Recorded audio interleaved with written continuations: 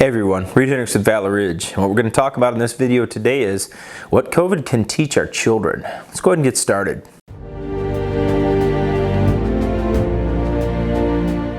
Before you get the material, I want you to make sure you subscribe to the channel. Sign up for those alerts as well. I know a lot of people have been unsubscribed involuntarily, so make sure that you are in fact subscribed, and a lot of you have been following the channel for a long time. If this is your first time viewing the channel, my name is Reid Henrichs. I'm a full-time firearms instructor. I've been so for nearly a decade. We teach people all sorts of firearms. Also, his background is a history teacher, also an adjunct professor at community college in that. Veteran of the Marine Corps, former law enforcement as well. So my perspective on this comes from a long time of looking at historical events and really understanding human nature and learning those patterns of history, learning what people do. The last 18 months, you know, it hadn't been easy for our country. There's no doubt about it. People's livelihoods have been lost. People have been excluded from their own property in many cases. You know, people have had mental health issues from not being able to be around other people. Children have grown up in a society that is unrecognizable for the vast majority of American history. And when we look at all of the negativity, sometimes it's quite easy to get lost in it, that everything's bad. And now we have a resurgence. We have a renewed call for more restrictions on individual liberty. We have renewed calls at the local, state, and even federal level for people to give up more freedom, for people to cede control of their lives to unelected bureaucrats that we pay their salary to try to dictate to us how we live our own lives. Well, what can this teach us? And I've got an opportunity out there for you guys. Where people see darkness, I see a lot of light. I see a lot of potential. I see a lot of possibilities out there that we can do. And in this time of confusion, and that's exactly what it is, it's intentional confusion of individuals because maybe they don't understand how to separate BS from reality. Maybe they don't understand what to do when confronted with possibly evil individuals and evil plans on things. So we've got a couple of issues. I've been teaching young men and women for a long time.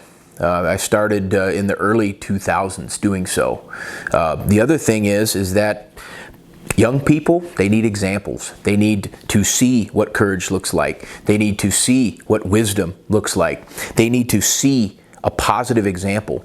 What they also need to see is knowledge and wisdom and critical thinking, analytical thoughts, analytical minds. That's what they need to see. So if you look at the numbers, what we're looking at here is a disease with a 99% plus survival rate. And what we're looking at here is we're looking at the vast majority of people in this country who have either had the vaccine or have actually had the disease itself. And certainly people under the age of 50 are at such a minuscule fatality rate that the regular flu is about as deadly as this thing is for those younger individuals. So crisis to me is a very strong word. And make no mistake about it, the purpose of America is not to make everybody feel safe. The purpose of America is to not provide you with a sterile, lifeless existence. The purpose of America is to provide you as a vessel with freedom, with life, with liberty, with pursuit of happiness. And the opposite has taken place in the last 18 months. We have fear. The media stoking fear. We have government stoking fear. If you figure out what they're trying to say, they say one thing that's different to the next day. And they change their narrative again and again and again. And it's false. One statement made one day, a contrary statement made the next. And a contrary statement made the next. And a contrary statement made the next. Until eventually, people don't know what to believe. Well, they're lying in at least one of those statements. They're misleading in at least one of those statements. They're outright propagandizing in many cases. Is this the America that we have inherited as our birthright? Where government can tell us if, how, and when we can make a living. If, how, and when we can even worship. If, how, and when we can meet family members. That's not America. The most appalling thing about it is Americans that have been willing to give up their freedom, that have been willing to give up their lives and how they live them, willing to give up their pursuit of happiness, willing to acquiesce to a bunch of people. And what example does that set for the younger people? What example does that set to them when they say, oh, why aren't you going to work today, Mom? Why aren't you going to work today, Dad? Oh, the government tells me I can't do it. That's the least American thing that you can possibly do. Certainly government on all levels, local, state, and federal, is out of control in many locations around this country. And I see no greater example of that than New York City, that has said that they will mandate that you have to show proof of vaccination to eat at a restaurant, go to the movies, go out and shop. Not only is this so anti-constitutional and so anti-American that if anyone complies with this, if any business complies with this, if any police officers enforce it, you are the monster you've warned your children about their entire lives. So now that we've set the moral and historical framework for that, what can we do about this? What can we teach younger people about this entire situation? Well, the first thing that you can do is that you can face this stuff down at every level. You want to go into a store, oh, I'm sorry, sir, you have to have a mask. Don't even acknowledge that person. Continue walking, because they're not your fellow countrymen. They are a mindless droid, a lemming program to do anything and everything just to simply earn a paycheck.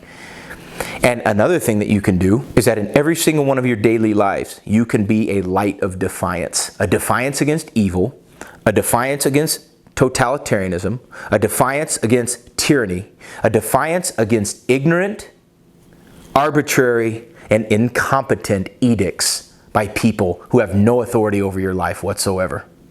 I can't tell you how many times the last 18 months, and I've yet to wear a mask, by the way. I will not do it. Absolutely not. I do not believe in the American burqa, which is the face diaper, which is a piece of cloth over your face that dehumanizes not only you, but your fellow Americans.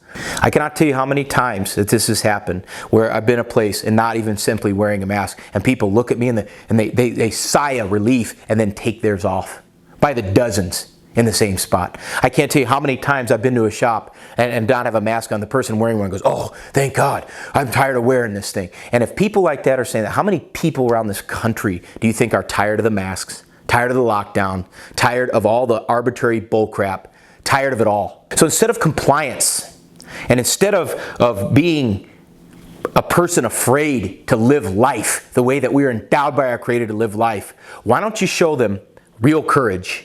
Why don't you show them what real freedom is? Why don't you show them freedom of speech, freedom of religion, the right to keep and bear arms, and overall, above any of that stuff, why don't you show them the truth and what this country actually stands for and what it stood for from its very beginning? That's called being a man. That's called being a woman. That's called showing people who are desperate in need of truth to see the example. And that example starts with you.